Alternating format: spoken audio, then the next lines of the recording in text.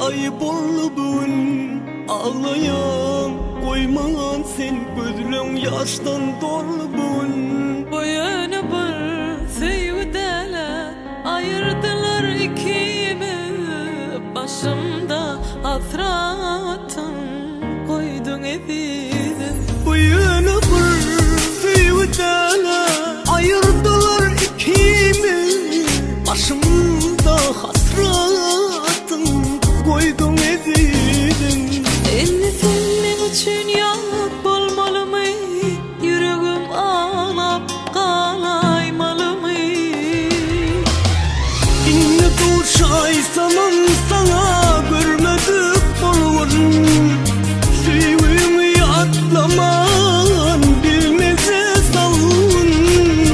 Vah men sevurum böyle sarılıp solun. Sensiz bu dünyada canım bir yalnızım. Hey, yine durşaysam son birden görmedik bolun. Sevimi atlaman bilmeze salın. Vah men sevurum böyle sarılıp solun. Sensiz bu dünyada canım bir yalnız kaldım.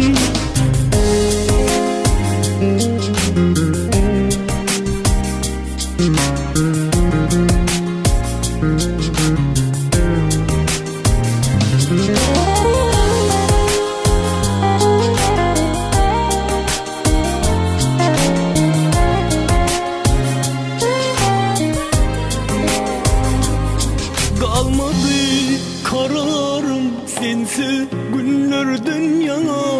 Bulmadı arzum seni bilmediler bana. Boyuna bir sevgideler ayırdılar ikimiz. Başımda hasratın koydun edildin. Bu yana bir sevgideler ayırdılar ikimiz. Başımda hasratın koydun edildin. Elini sen benim için yak